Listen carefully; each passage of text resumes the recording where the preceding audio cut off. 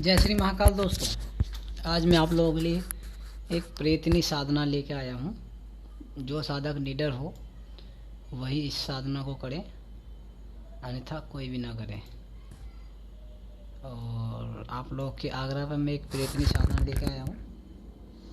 बड़ी भयंकर साधना है ये। साधना प्रेतनी साधना है और ये साधना मैं आपको जानकारी के लिए दे रहा हूँ। इस साधना को कोई भी ना करे,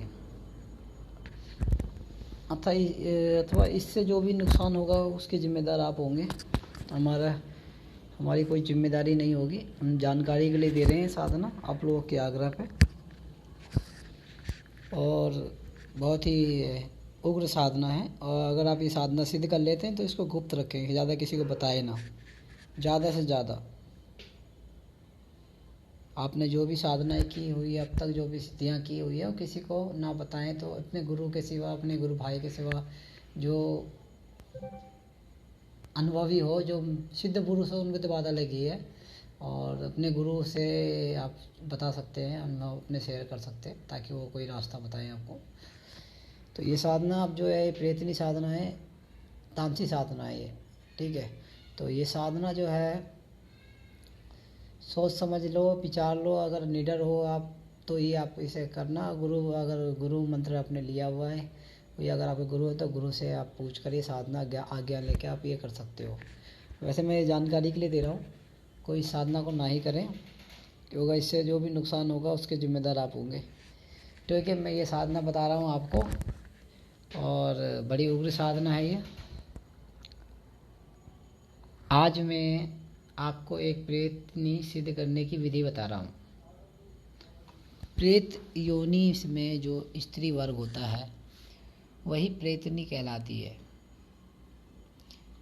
प्रेत साधना थोड़ा सावधानी से की जाती है। इसमें रोने चिल्लाने की आवाज़ें सुनाई पड़ती है, लेकिन उनसे डरने की ज़रूरत नहीं है। यह सब एक भ्रम होता है जो साधना बंद करने या साधक की परीक्षा हेतु किया जाता है। आवाज़ें आना, रोना, चिल्लाना, तेज हवा, आंधी जैसे आना, पेड़ की डालियां लगे जैसे गिरने वाली हो, किसी मनुष्य का दिखना या उनकी बातचीत सुनाई पड़ना, यह सब होता है प्रेत साधना में। इसे ही प्रेत लीला कहते हैं। प्रेतनी को भी प्रेतों की तरह ही सिद्ध किया जाता है और ये मनुष्य के बहुत सारे कार्य करती रही है। इनकी शक्ति से आप बहुत चमत्कार दिखा सकते हैं और परोपकार भी कर सकते हैं। आइए हम जानते हैं साधना विधि के बारे में। ये साधना किसी ऐसी प्रेतनी की है जो हाल ही में कोई मरी हुई स्त्री हो, दुर्घटनाग्रस्त हो। हाल ही में मरी हुई स्त्री को, प्रेत को 1.25 महीने तक आसानी से इस विधि से सिद्ध किया जा सकता है। साधक रात को शमशान में जाकर दक्षिण मुख होकर बैठे अपने गुरु का पूजन करें, अपने इष्ट मंत्र का जाप करें। शमशानेश्वर की आपको पूजा करनी है, जो शमशान के देवता होते हैं, और शराब का भोग देना है और उनसे साधना की आज्ञा लेना है। और उस स्त्री के फोटो को लेकर सामने रखें जो अकाल मृत्यु में मरी हुई हो। पहले मैंने बोला कि साधना बहुत खतरनाक है, ना करें कोई, ठीक है। और उस स्त्री का नाम लेकर आवाहन करें।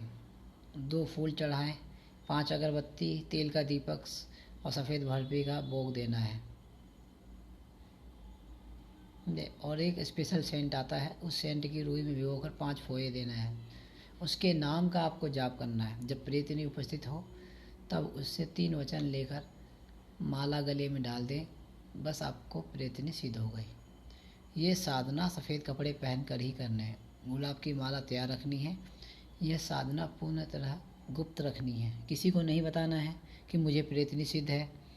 सिद्धि के बाद जितना हो सकता है लोगों का परोपकार करें, अच्छे कामों में इसका यूज करें। तो जीवन सहज होता है, मान सम्मान मिलता है, परेशानी नहीं आती है। इसी के साथ मैं विराम लेता हूँ। मैं फिर आऊँगा एक नई साधना लेकर। तब तक के लिए जय